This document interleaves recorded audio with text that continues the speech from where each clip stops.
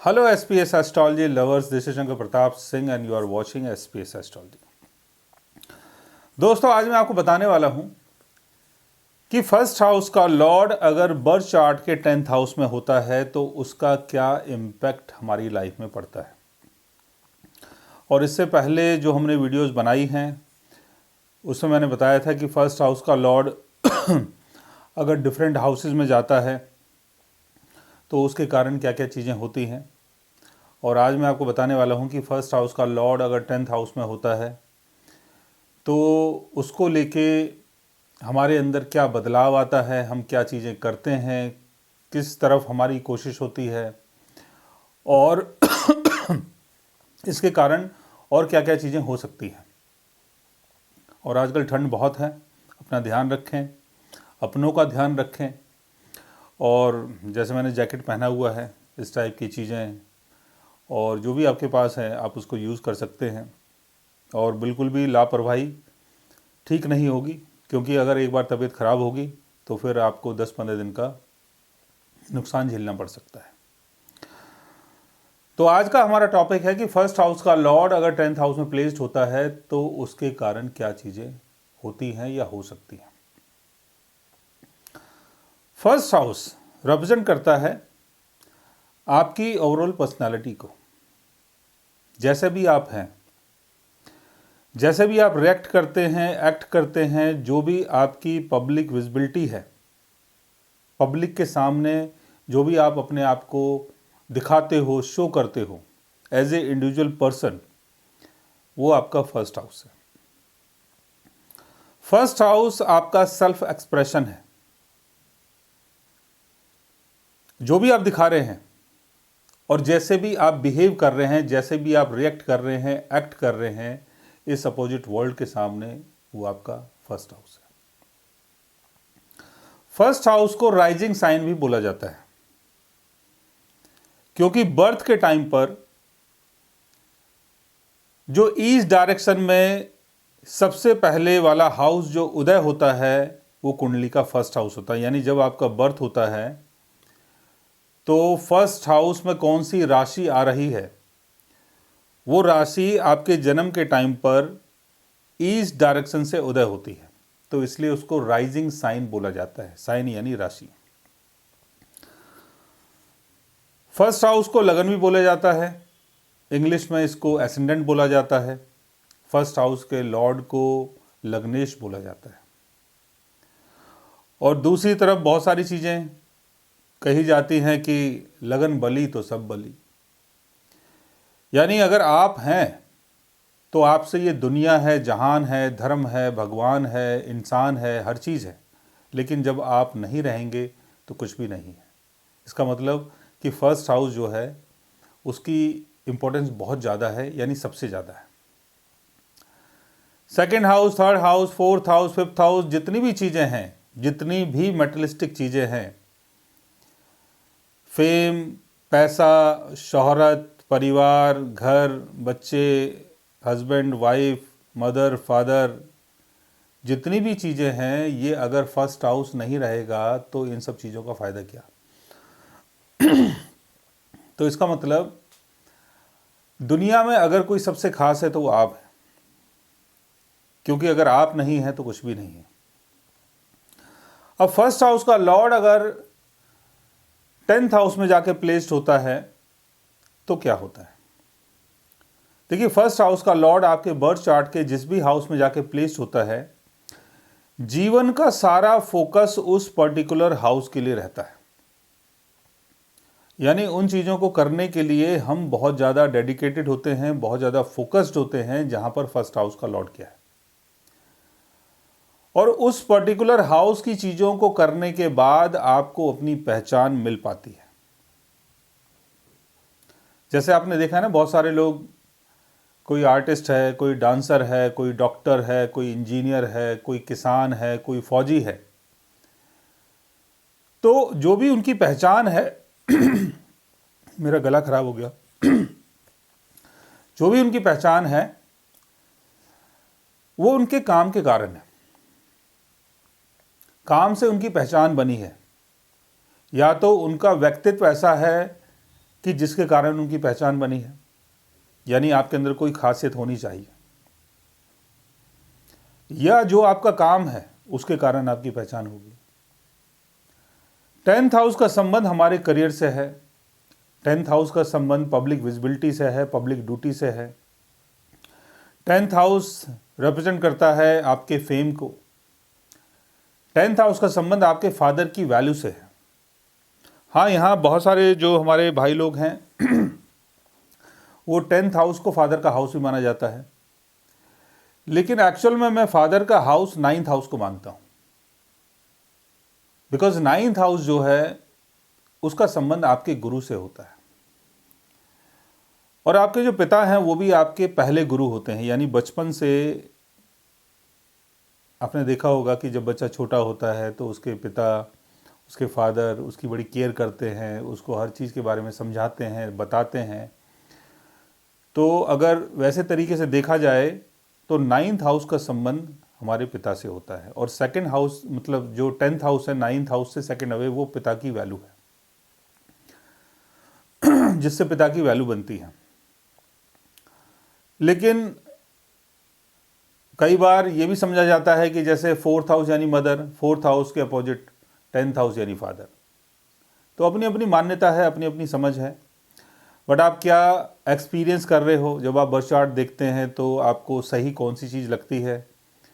तो मेरे हिसाब से 9th हाउस जो है वो फादर का हाउस है। तो 10th हाउस को public visibility, public duty, name, fame, career, और 10th हाउस आपकी रेपुटेशन भी है। दूसरा, 10th हाउस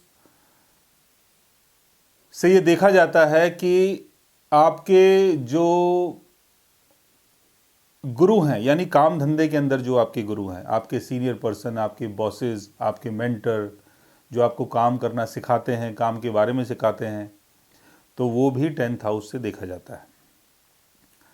1st हाउस का लॉर्ड अगर 10th हाउस में होगा तो आप अपने करियर के लिए, अपने फेम के लिए, अपनी पहचान के लिए, अपनी पब्लिक विजिबिलिटी के लिए और पब्लिक ड्यूटी के लिए बहुत ज़्यादा फोकस्ड और बहुत ज़्यादा डेडिकेटेड रहेंगे। 1st हाउस का लॉर्ड अगर 10th हाउस में होगा तो आप जो भी काम करेंगे, आप उन सब काम को लेके बहुत ज़्यादा कॉन्शियस रहेंगे और इस चीज़ का ध्यान रखेंगे कि कहीं मेरे से कोई गलती ना हो जाए जिसके कारण मेरा जो एक रुतबा है, एक जो नाम है, एक जो फेम है, वो ख़त्म हो जाए। तो अपनी रेपुटेशन के लिए ऐसे लोग बहुत ध्यान रखते हैं कि कोई ऐसी गलती ना हो जिसके कारण जो मेरा नाम है, फेम है, वो बिगड़ जाए, बर्बाद हो जाए। 10th हाउस, जैसे मैंने बताया कि 10th हाउस जो है वो आपके फेम का हाउस भी माना जाता है। तो 1st हाउस का लॉर्ड अगर 10th हाउस में होगा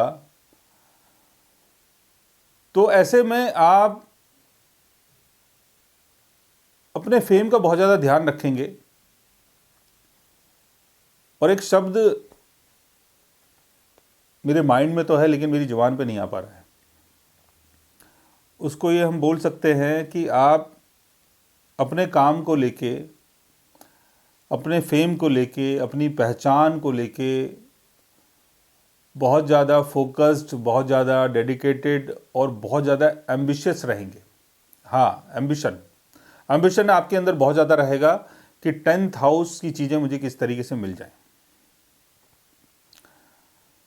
तो ऐसे में इंसान अपने काम को अपना भगवान समझता है और बहुत मेहनती होता है, एम्बिशियस होता है और कर्म के प्रति बड़ा सजग रहता है कि मुझे जो भी कर्म मिला है, जो भी मुझे करना है और जो भी मुझे पब्लिक ड्यूटी मिलेगी और पब्लिक के थ्रू जो भी मुझे फेम मिलेगा और मुझे पब्लिक को कैसे हैंडल करना है, ये सारी चीज़ें भी सीखनी है। पब्लिक के थ्रू मुझे कैसे फेम मिलेगा और पब्लिक के साथ मेरा बिहेवियर कैसा होगा, ये सारी कोशिश आपकी रहेगी कि अगर आपकी कुंडली में 1st हाउस का लॉर्ड 10th हाउस में होगा। अब बात ये भी आती है कि 1st हाउस का लॉर्ड 10th हाउस में है, आपका सारा फोकस 10th हाउस के लिए है, लेकिन कई बार ऐसे योग में आदमी को नाम और फेम नहीं मिलता है। और कई बार स्ट्रगल भी करना पड़ता है। एक चीज़ ज़रूर है कि जिन चीज़ों को करने के लिए हम बहुत ज़्यादा फोकस्ड होते हैं उन चीज़ों में हमें स्ट्रगल तो करना पड़ता है।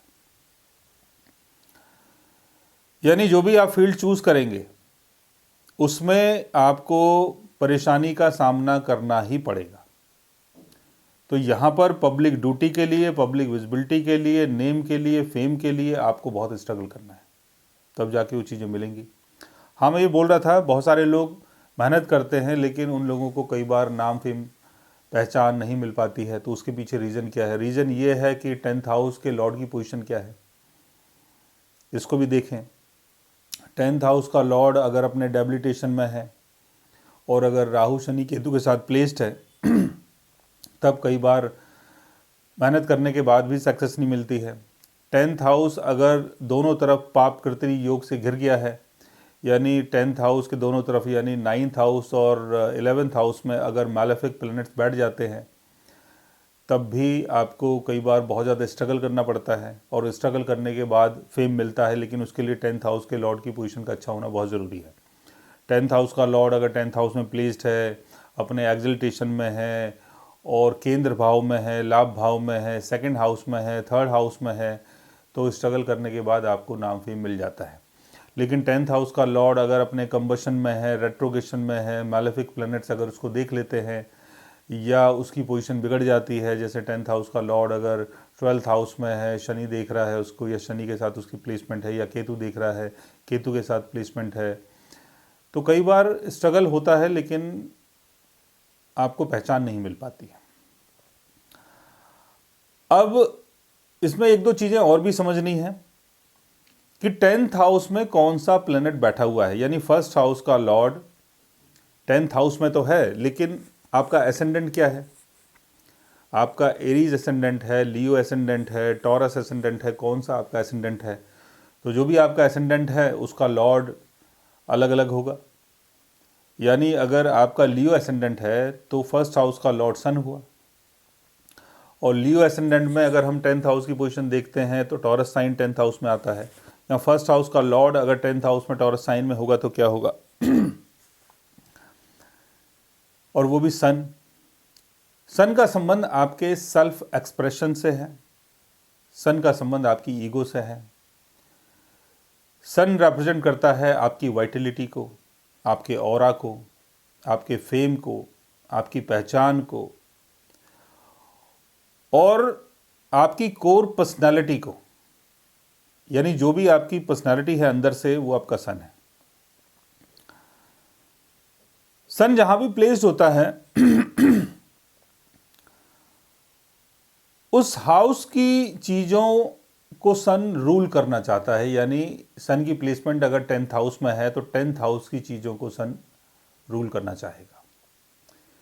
यहां पर आप पब्लिक विजिबिलिटी में आना चाहेंगे, पब्लिक ड्यूटी में आना चाहेंगे और आप चाहेंगे कि लोगों के बीच में मेरी एक पहचान बने, लोग मेरी बातों को फॉलो करें, लोग मेरे हिसाब से चलें और मैं ऑर्डर दूं और लोग मेरे ऑर्डर पे काम करें।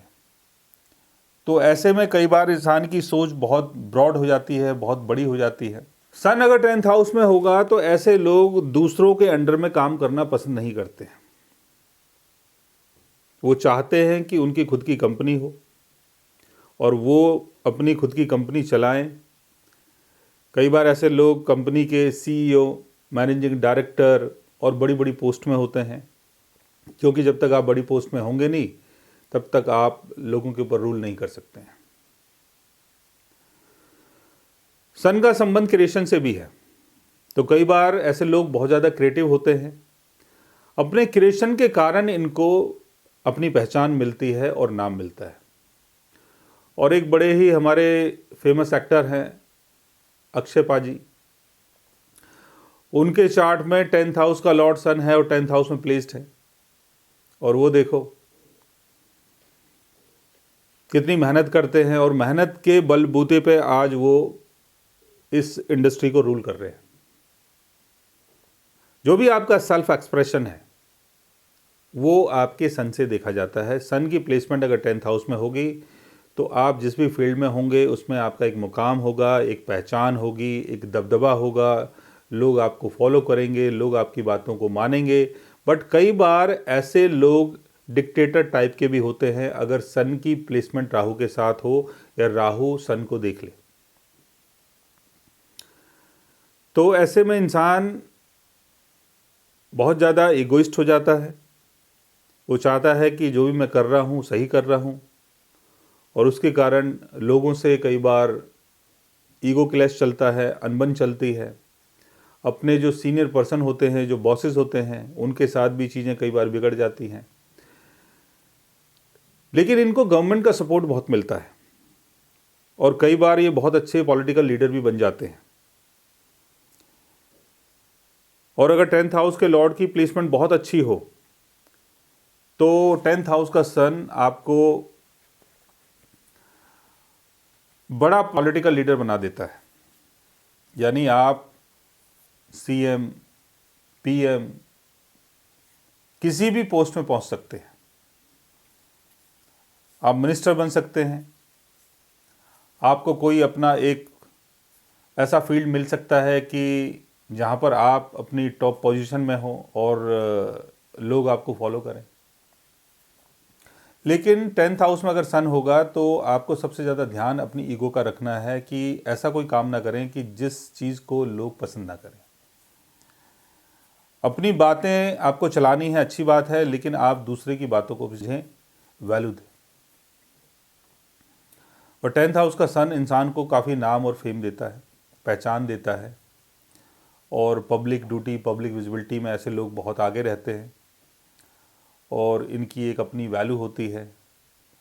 लोग इनका सम्मान भी करते हैं, लोग इनकी बातों को सुनते भी हैं। तो फर्स्ट हाउस का लॉर्ड अगर 10th हाउस में होगा तो जो भी आपका सेल्फ एक्सप्रेशन है उसके थ्रू आपको बहुत ज़्यादा नाम और फेम मिलेगा। मून अगर फर्स्ट हाउस का लॉर्ड है और मून की प्लेसमेंट अगर 10th हाउस में होती है तो मून का संबंध आपके माइंड से है। मून आपकी इंट्यूशन पावर है। मून कंट्रोल करता है आपके इमोशंस को। मून का जो नेचर है बहुत ज़्यादा केयरिंग और बहुत ज़्यादा इमोशनल होता है। मतलब मून अगर 10th हाउस में है तो ऐसे में आप पब्लिक ड्यूटी को लेके, पब्लिक विजिबिलिटी को लेके और पब्लिक के लिए, लोगों के लिए बहुत ज़्यादा केयरिंग होंगे।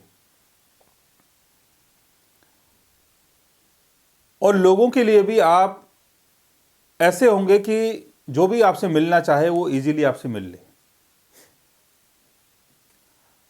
आपके बारे में लोगों की जो धारणा होगी वो ऐसी होगी कि इंसान बहुत ज़्यादा इमोशनल है, बहुत केयरिंग है और हमारा बहुत ज़्यादा ध्यान रखता है। यहाँ जो भी आपका काम होगा उस काम के थ्रू आप बड़ा ही कंफर्टेबल महसूस करेंगे और बहुत सिक्योर महसूस करेंगे। मतलब जो भी आपकी पब्लिक विजिबिलिटी है, जो भी आपका काम है, जो वो काम होगा तो आपको ऐसा लगेगा कि मन की तसल्ली मिली, मन में कुछ ना कुछ शांति आई। और एक जो इंसान सोचता है ना कि भाई मैं सिक्योर नहीं हूं, तो 10th हाउस की चीज़ों को करने के बाद आप बड़े सिक्योर अपने आप को फील करेंगे और बहुत ही कंफर्टेबल फील करेंगे। और कंफर्ट्स और लग्जरी 10th हाउस की चीज़ों को करने के बाद ही आपको मिल पाएंगे। यहां पर जो भी आपका सेल्फ एक्सप्रेशन है वो बड़ा ही इमोशनल होगा, बड़ा ही केयरिंग होगा। लोगों के बारे में अच्छा सोचना, अच्छा समझना, अच्छे तरीके से लोगों की देखभाल करना, इन सब चीज़ों में आपका बड़ा इंटरेस्ट रहेगा। मून आपकी इंट्यूशन पावर है, मून आपका माइंड है। तो आपको ऐसे फील्ड में सक्सेस मिलेगी जहां पर आपकी इमेजिनेशन काम करती हो। अगर आप कोई राइटर हैं, अगर आप कोई आर्टिस्ट हैं, अगर आप कोई ऐसा काम करते हैं कि जहां पर आपको चीज़ों को सोचना पड़ता है, इमेजिन करना पड़ता है। तो ऐसे फील्ड में आपको काफ़ी सक्सेस मिल सकती है मून के कारण। और ऐसे फील्ड भी आपके लिए अच्छे रहेंगे कि जहां पर आपको पब्लिक की केयर करने का मौका मिले। केयर बहुत सारी चीज़ों से हो सकती है, एजुकेशन के थ्रू केयर,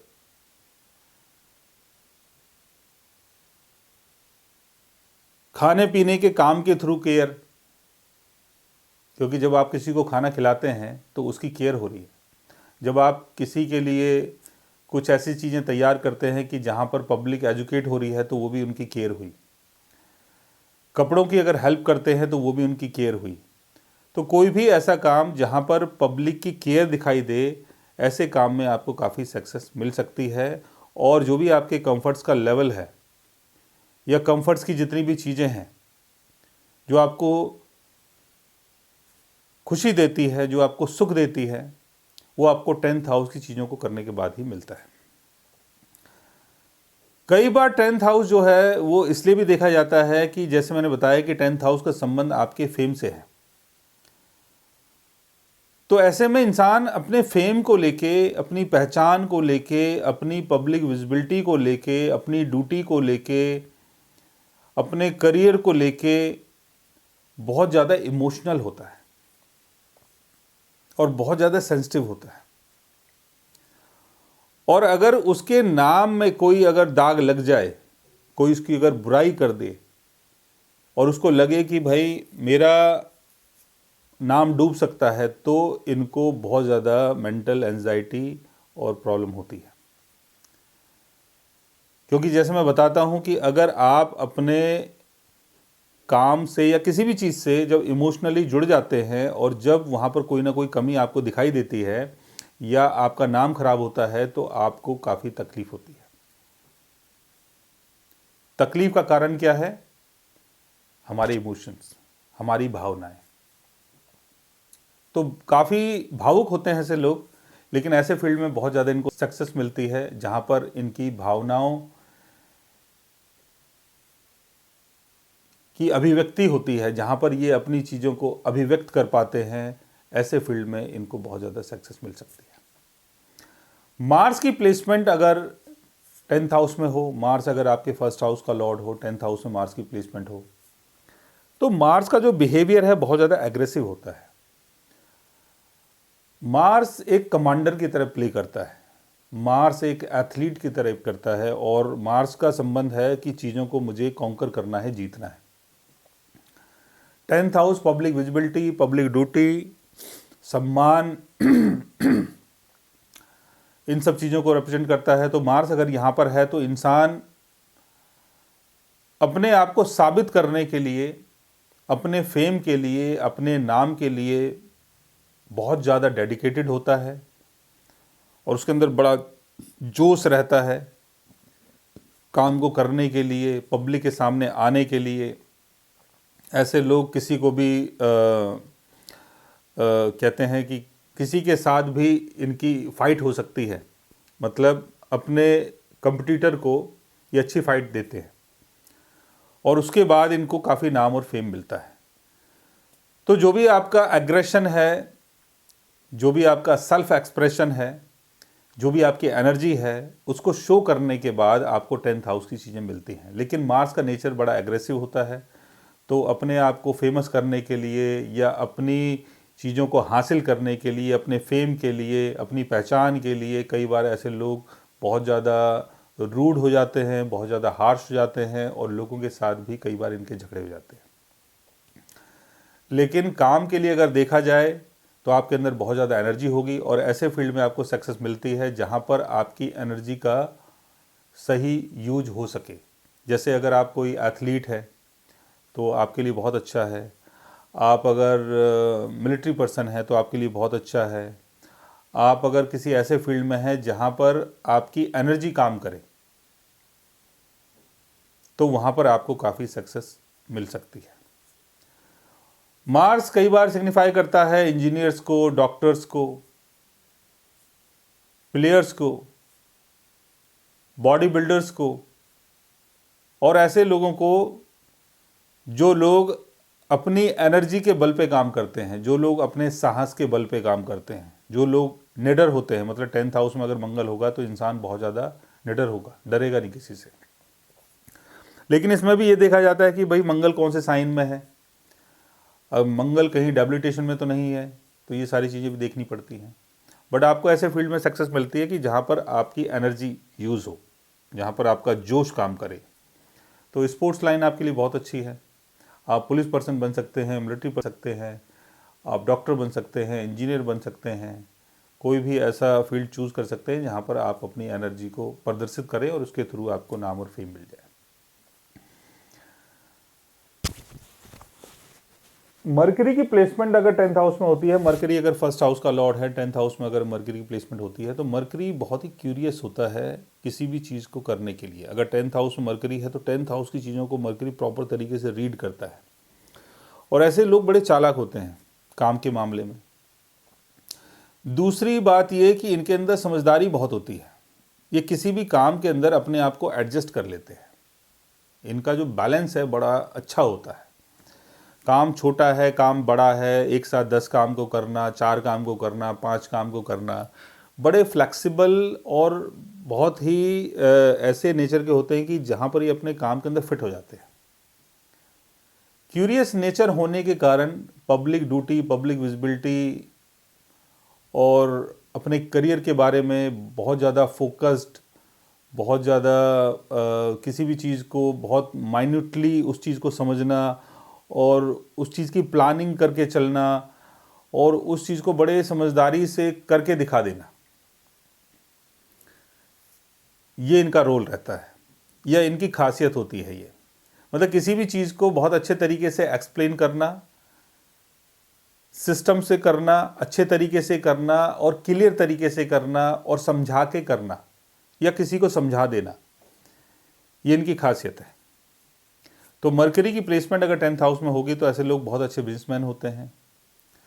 अकाउंट्स में इनका हाथ बड़ा अच्छा होता है, और कोई भी ऐसी चीज़ जहाँ पर आपको कोई डिसीजन लेना है या कोई प्लान आपको चेंज करना है या कुछ बदलना है या कुछ नए प्लान की शुरुआत करनी है, नया काम करना है, कहीं भी ऐसी चीज़ जहाँ पर आपका माइंड यूज़ हो, जहाँ पर आपकी चालाकी, आपका दिमाग यूज़ हो, उसके लिए 10th हाउस में मरकरी की प्लेसमेंट बहुत अच्छी होती है। ऐसे लोग बहुत हाजिर जवाब होते हैं, काम की बारीकियों को समझ जाते हैं और कैसे काम को करना है, किस तरीके से करना है, कितने दिन के अंदर ख़त्म करना है, कितने समय में इसको कंप्लीट करके दिखा देना है, ये सारी क्वालिटीज़ इनके अंदर होती है। इनका जो नेचर होता है पढ़ाकू होता है, पढ़ाई लिखाई करना और हर चीज़ की बारीक जानकारी रखना, ये इनके स्वभाव में रहता है। तो मरकरी की प्लेसमेंट अगर 10th हाउस में है, फर्स्ट हाउस का लॉर्ड अगर मरकरी है, तो आपका जो सेल्फ एक्सप्रेशन होगा वो बहुत ही क्लियर होगा। आप सारी चीज़ों को समझदारी से करेंगे, आप एक अच्छे मैनेजर बन सकते हैं, आप एक अच्छे क्यूरेटर बन सकते हैं, आप एक अच्छे ऐसे पर्सन होंगे कि जो चीज़ों को बहुत अच्छे तरीके से मेंटेन भी कर ले और दूसरों को समझा भी दे। तो कोई भी ऐसा काम जहाँ पर चीज़ों को मेंटेन करना हो, चीज़ों को ऑर्गेनाइज करना हो, चीज़ों को प्लान करना हो, नए आइडियाज़ लेके आने हो, नई चीज़ों को करके दिखाना हो, चीज़ों को क्लियर तरीके से समझाना हो, चीज़ों को क्लियर तरीके से किसी को भी बता देना और स्पष्ट तरीके से उसको समझा देना, ये आपकी क्वालिटी होती है। जुपिटर की प्लेसमेंट अगर 10th हाउस में होती है, जुपिटर अगर फर्स्ट हाउस का लॉर्ड है, 10th हाउस में अगर जुपिटर की प्लेसमेंट होती है, तो ऐसे लोग बहुत ज़्यादा आशावादी होते हैं और उनके सोचने का जो तरीका होता है बहुत ही ब्रॉड होता है, बहुत ब्रॉड माइंडेड होते हैं, बड़ी सोच वाले लोग होते हैं। जुपिटर को जोड़ा जाता है आपकी नॉलेज से, विजडम से। जुपिटर का संबंध एक्सपेंशन से है, तो अपने काम के अंदर विस्तार करना, काम को बढ़ाना, नॉलेज को गेन करना, ज्ञान को गेन करना और उस ज्ञान के माध्यम से ही अपनी पब्लिक विजिबिलिटी और अपने फेम को खड़ा करना, ये इनकी खासियत होती है। जुपिटर का संबंध एक्सपेंशन से है, तो इनको इंटरनेशनल फेम भी मिलता है, कई बार ग्लोबली ये कई बार बहुत ज़्यादा फेमस हो जाते हैं, दूर दूर तक इनका नाम होता है। लेकिन जो भी नाम है, जो भी फेम है, जो भी पब्लिक विजिबिलिटी है, वो आपको अपनी नॉलेज के कारण ही मिल पाता है। और आशावादी नेचर होने के कारण आप अपने काम के अंदर निरंतर तरक्की करते हैं। कोई भी परेशानी, कोई भी दिक्कत आपको कभी रोक नहीं पाती है, और उसके कारण आप ऑल टाइम चीज़ों को बढ़ाते चले जाते हो। तो जुपिटर की प्लेसमेंट अगर 10th हाउस में हो, जुपिटर अगर फर्स्ट हाउस में हो, फर्स्ट हाउस का लॉर्ड हो, 10th हाउस में इसकी प्लेसमेंट हो, तो आपका जो सेल्फ एक्सप्रेशन होगा वो एक गुरु के समान होगा, एक टीचर के समान होगा, एक मेंटर के समान होगा। या कोई भी आपका फील्ड है, किसी फील्ड में अगर आप हैं, तो वहाँ पर आप लोगों को टीच करेंगे, गाइड करेंगे। फील्ड चाहे आपका कोई भी हो, कोई भी फील्ड आप चूज कर सकते हैं, लेकिन लोग आपको as a mentor, as a guru समझेंगे और आपकी बातों को मानेंगे, और समाज में आपकी जो वैल्यू होगी वो एक अच्छे पर्सन की होगी, एक आशावादी इंसान की होगी, एक अच्छे गुरु की होगी, एक अच्छे मेंटर की होगी। तो आप एक अच्छे टीचर बन सकते हैं, गुरु बन सकते हैं, मेंटर बन सकते हैं, और पब्लिक को गाइड कर सकते हैं। पब्लिक के लिए जो भी अच्छा आपको करना है वो आप कर सकते हैं। ऐसे फील्ड में आपको तरक्की मिल सकती है जहाँ पर आप पब्लिक को टीच करते हो। वीनस की प्लेसमेंट अगर 10th हाउस में होती है, वीनस अगर फर्स्ट हाउस का लॉर्ड है, 10th हाउस में वीनस की प्लेसमेंट होती है, तो वीनस का संबंध love, care, compassion, balance, diplomacy, creativity, sensual pleasure, इन सब से वीनस को जोड़ा जाता है। वीनस अगर 10th हाउस में होगा तो आपका क्रिएटिव सेल्फ एक्सप्रेशन के कारण ही आपको काफ़ी नाम और फेम मिलेगा। यहां पर जो भी आपका वर्क एनवायरनमेंट होगा वो बहुत ही नीट एंड क्लीन होगा। आप देखने में भी हो सकता है बहुत अच्छे हों, ये आपके काम का तरीका बहुत साफ सुथरा हो और बहुत अच्छा हो। ऐसे लोगों का नेचर जो है बहुत ही बैलेंसिंग होता है। लोगों के साथ मिलना, टीम के साथ काम करना, टीम वर्क करना, लोगों की बातों को अंडरस्टैंड करना, अपनी बातों को बहुत लविंग और बहुत केयरिंग तरीके से लोगों तक एक्सप्रेस कर देना, ये इनकी क्वालिटी होती है। वीनस का संबंध क्रिएशन से है, तो आप एक क्रिएटिव पर्सन हो सकते हैं, आप एक आर्टिस्ट हो सकते हैं, सिंगर हो सकते हैं, डांसर हो सकते हैं, और आप फिल्मों में काम कर सकते हैं एज एन एक्टर। और ऐसे फील्ड में आपको सफलता मिलती है जहां पर आपका सेल्फ क्रिएशन काम करे, जहां पर आप क्रिएटिव हो जाते हैं। वीनस का संबंध लव एंड केयर से भी है, तो ऐसे में जो भी आपके सीनियर पर्सन होंगे, जो भी आपके बॉसेस होंगे, उनके साथ आपके रिलेशन बहुत अच्छे होते हैं। आपको अपने काम के कारण, अपने क्रिएटिव अंदाज के कारण काफ़ी नाम और फेम भी मिलता है, आपकी एक पहचान बनती है। और अगर 10th हाउस का लॉर्ड आपको सपोर्ट कर देता है तो आपको वर्ल्ड फेम भी मिलता है, कई बार आप बहुत ज़्यादा फेमस भी हो जाते हैं। आपकी सबसे अच्छी जो क्वालिटी होती है वो ये है कि आप लोगों के साथ अच्छे तरीके से बैलेंस कर लेते हैं और लोगों के साथ मिल के काम करते हैं। तो ये आपके काम करने का जो अंदाज है बहुत अच्छा है, और जो भी आपका क्रिएटिव सेल्फ एक्सप्रेशन है वो आप करते रहें, उसके कारण ही आपको नाम और फेम मिलेगा, और इसके कारण ही आपकी एक पहचान बनेगी सोसाइटी में। सैटर्न की प्लेसमेंट अगर 10th हाउस में होती है, सैटर्न अगर आपके फर्स्ट हाउस का लॉर्ड है, 10th हाउस में सैटर्न की प्लेसमेंट है, तो सैटर्न सिग्निफाई करता है कमिटमेंट को,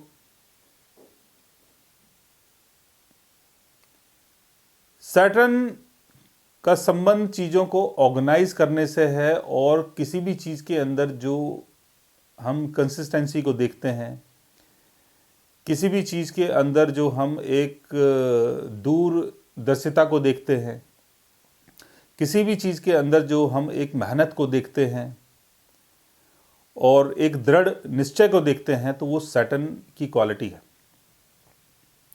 10th हाउस में अगर सैटर्न होगा तो ऐसे लोग पब्लिक विजिबिलिटी के बारे में, पब्लिक ड्यूटी के बारे में और पब्लिक के लिए बहुत ज़्यादा रेस्पॉन्सिबल होते हैं। पब्लिक की रेस्पॉन्सिबिलिटी को लेके काम करना ये इनके नेचर में होता है और धीरज बहुत होता है इनके अंदर। किसी भी काम के अंदर जब आप लगते हो तो आपके अंदर बड़ा धैर्य होता है। हमारे पीएम साहब मोदी जी, उनके 10th हाउस में शनि है, तो आप समझ सकते हैं, देख सकते हैं। तो काम के मामले में, पब्लिक विजिबिलिटी के मामले में, पब्लिक के साथ डीलिंग के मामले में, अपने कर्म के मामले में और अपने रोल के मामले में, जो भी इनको पब्लिक ड्यूटी दी जाती है उसके लिए बहुत ज़्यादा कॉन्शियस होते हैं, बहुत समझदारी रखते हैं। कोई काम ऐसा नहीं करते हैं कि जहाँ पर आगे चल के इनको बदनामी मिले। ये बदनामी से इनको बहुत डर लगता है। 10th हाउस यानी फेम, शनि यानी फियर, तो अपने नाम का फियर, अपनी पहचान का फियर। तो जब नाम और पहचान का फियर हो इंसान के अंदर, कर्म करने का फियर हो, तो इंसान का कर्म अच्छा हो जाता है, तो गलत काम बिल्कुल भी नहीं करते हैं। और जीवन में अगर कभी गलत काम करते हैं तो शनि इनको पनिश करता है और इनको पता चल जाता है कि भाई अब ये पब्लिक के मामले में गलत काम कोई नहीं होना चाहिए। और बहुत दूर की सोच के काम करते हैं। इनकी जो सोच होती है बड़ी दूर की होती है। रेगुलर तरीके से काम करते हैं, कंसिस्टेंसी होती है काम के अंदर और बहुत टाइम के पंक्चुअल होते हैं और उसके हिसाब से ही काम करते हैं। तो जब आप निरंतर काम करते हो, पंक्चुअलिटी आपके अंदर होती है, कंसिस्टेंसी आपके अंदर होती है, तो एक दिन आपको नाम फेम भी मिल पाता है। पब्लिक रेस्पॉन्सिबिलिटी बहुत ज़्यादा लेके चलते हैं और बहुत ज़्यादा रिलायबल होते हैं, यानी कोई भी इनके ऊपर भरोसा कर सकता है। जो भी काम इनको मिलता है, जो भी इनको ड्यूटी मिलती है समाज के लिए, पब्लिक के लिए, उसके अंदर बड़ी मेहनत से, बड़े जुझारूपन से, बड़े अच्छे तरीके से और बहुत ही मैच्योर तरीके से उस काम को ये अंजाम देते हैं। और अपने नाम के लिए, अपने फेम के लिए बहुत ज़्यादा एम्बिशियस होते हैं, बहुत ज़्यादा सीरियस होते हैं और इनके नेचर में ऐसी चीज़ें भी देखी जाती हैं कि ये ज़्यादा फिल्म वगैरह और मौज मस्ती की चीज़ों को थोड़ा सा कम करते हैं, क्योंकि कर्म भाव में अगर शनि आ गया तो शनि का संबंध मौज मस्ती की चीज़ों से नहीं है। शनि फन की चीज़ों में ज़्यादा एंजॉय को ढूंढता नहीं है, क्योंकि शनि कर्म के लिए है, कर्म प्रधान है, कर्म को करना है। कर्म करके, चाहे वो दुनिया के लिए हो, समाज के लिए हो, किसी अच्छे के लिए हो, कुछ करने के लिए हो, तो वो काम करें और फन की चीज़ों से इनको ज़्यादा इंटरेस्ट नहीं रहता। तो फर्स्ट हाउस का लॉर्ड अगर 10th हाउस में होता है तो आपका जो भी सेल्फ एक्सप्रेशन है उसके कारण आपको नाम और फेम मिल पाता है, पहचान मिल पाती है, पब्लिक ड्यूटी आप कर पाते हैं, पब्लिक के बीच में आपकी एक अपनी वैल्यू बन पाती है और उसी के थ्रू आपकी अपनी एक पहचान भी बन पाती है। सो गाइज, आज मैंने आपको बताया कि फर्स्ट हाउस का लॉर्ड अगर 10th हाउस में प्लेस्ड होता है तो उसके कारण आपको क्या क्या चीज़ें मिल सकती हैं। अगर आप भी जानना चाहते हैं अपने फर्स्ट हाउस या 10th हाउस के बारे में, तो उसके लिए आप हमारे चैनल को सब्सक्राइब कर सकते हैं। और अगर आप हमसे बात करना चाहें, कंसल्ट करना चाहें, पर्सनली हमसे मिलना चाहें, तो आप हमारी वेबसाइट के थ्रू, हमारे ऐप के थ्रू और हमारे किसी चीज़ के भी थ्रू हमसे मिल भी सकते हैं, बात भी कर सकते हैं और गाइज आप हमसे कंसल्ट भी कर सकते हैं। So guys, take care, love you all and good bye.